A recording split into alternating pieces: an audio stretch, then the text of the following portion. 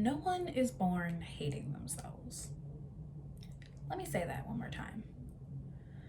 Not one soul in this room was born with hate for themselves in their heart. I know you might ask me, Jade, if that's so true, then why do I constantly beat myself up in my head? Why am I my own worst enemy? Well, it didn't start with you, but it can end with you. For me, life felt like a constant battle between myself and my mind. Every single time I decided to take a chance and follow a dream, I found myself passionless and hopeless shortly after. It felt like a beautiful garden had taken root, only to be completely annihilated by weeds the next day. This happened to me multiple times. I was craving ease in my life. I was mad at myself for my indecisiveness. Every time I took a step forward, it felt like I was taking a step back. What was wrong with me? Was I a failure? Was my entire life going to be this way? Scattered dreams, laying around like broken seeds in a garden with no rain. All of my searching led me here. Yeah, right, to meditation teacher training at 3 Jewels. That was where I met all of you lovely souls. I got to know you. I heard your stories. I saw everybody getting along. I heard everybody's great ideas.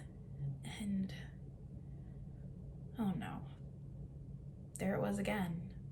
That feeling, that inner voice telling me, you're inadequate. You can't do this. You don't belong. It felt a little bit like this.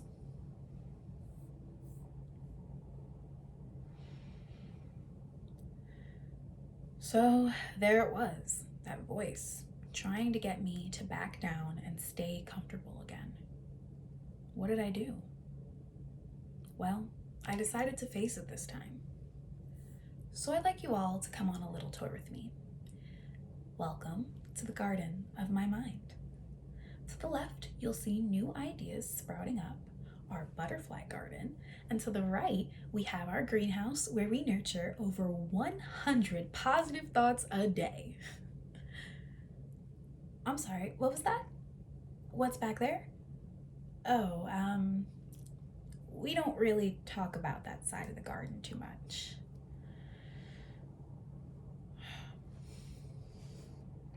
Word on the street is that it's haunted. The ghost of a little girl lives there.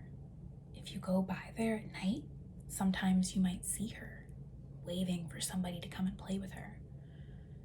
No one has been brave enough to follow her.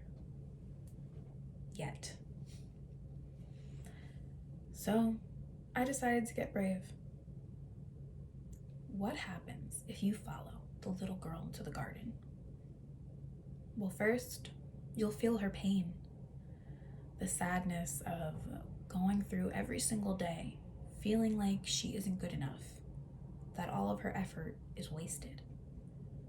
Then she'll show you her memories, how she felt like she never belonged growing up, so she shrunk herself, physically and emotionally, in order to gain that acceptance from her peers.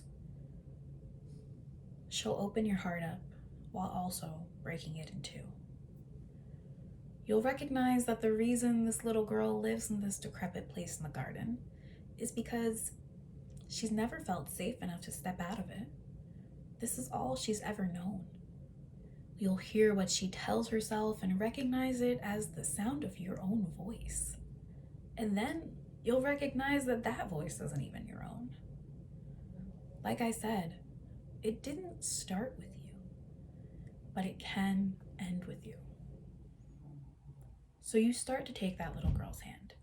You lead her out of the dark and into the bright, sunny spots of the garden. You sit her down and you ask her what it is that she needs. And it's so simple. All she wants is to be seen.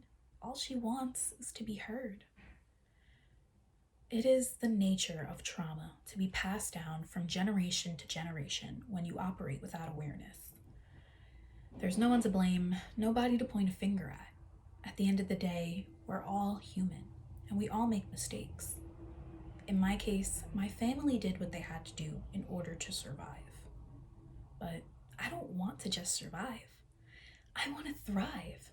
I want my future children to thrive. I want their children's children to thrive. I found myself ready to finally take accountability for my life, ready to weed out those deeply held beliefs in favor of new, loving seeds.